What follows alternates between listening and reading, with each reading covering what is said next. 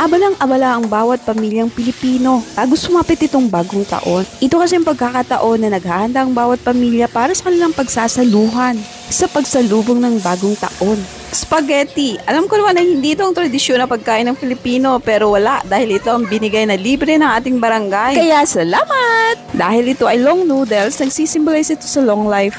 Pansit talaga ang Filipino traditional dishes. Na-influensya lang tayo ng ibang lahi kaya nagkaroon tayo ng Filipino style spaghetti. Gumawa din ako ng Balenciana Ilonggo dish. Siguro mga around 50 pesos natin ng baboy at konting pork meat.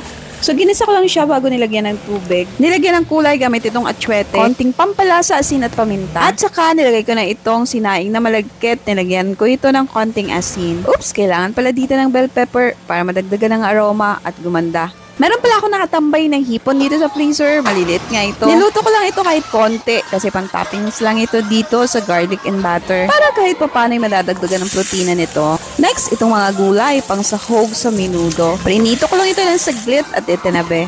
Kakalahating kilo ng pork meat ang binili ko at 50 pesos na pork liver. Approximate 250 pesos lang budget ko dito. Nagkasya naman dahil hindi ko na binili ang ibang ingredients. Siguro pang 6 to 8 person na ito.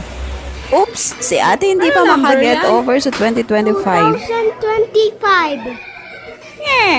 Next, kahit umay na ako dito, kailangan natin gumawa ng lumpiang Shanghai. Huy! Meron na akong nakastock sa freezer ng mixture dahil tinitinda nga namin ito. Binilang ko na lang ito ng 50 peraso na wrapper sa halagang 50 pesos at binalot. Bago mag alas 12, ay prinito ko na rin ito. Bakit tayo nagluto nito? Dahil si ate ay gustong gusto niya ito. At ayun sa feng shui kasi ito ay symbolizing as well dahil sa golden color niya. Ganun din ang dumpling pero wala akong nabili kaya itong empanada dahil kahugis niya rin naman ay okay 300 plus ang bili ko nito sa Red Ribbon. Masarap itong kainin kinabukasan at sa mga susunod na araw. Kasabay nito ay ang pagbili ko ng maliit na cake. Mini cake nga lang ito sa halagang 250 pesos. Dahil sa circle shape ng cake, symbolize as endless happiness and prosperity. Tingnan niyo si Nico kung gaano ka-happy habang kinakain ng cake.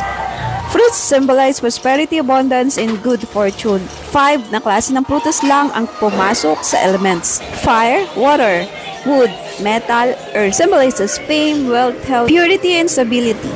Plus, gumawa din ako ng prosperity bowl. Ito magdadala ng financial abundance sa buhay natin. Rice represent of health and wealth. 12 eggs represent of 12 months, signifying continuous opportunities and prosperities. A leaf, protection and good luck. Gold coin, wealth and good fortune. 7 bills, puhunan nito ng paresahan pang isang araw. Inilagay ko muna dito para tumubo ng doble at maging prosperous ang kada linggo. Uy, hindi ka na ng meaning pero ganun na nga. Red envelope with 168 pesos. Sinamahan ko pa ito ng wishes para mas powerful, aba naman. Cotton para mas gumanang buhay. Rounded fruit, orange para sa good luck and success. Sabihin nila hindi totoo yan. Kapag negative ka agad na na-attract mo sa buhay mo. Kaya tinawad ka ng gumawa ang resulta. Tamad ka na buong tao. Kaya sa paggawa mo nito, nagpapakita ang simula ng kasipagan mo sa papasok na bagong taon. This new year is a new beginning. Tanggalin mo na yung mga negative energy sa buhay mo. Pagkakataon mo na itong i-reset ang buhay mo. At alam ko maraming challenges ang nangyari sa buhay natin taong 2025. Ang araw na ito ay gawin mong transition point, ang New Year.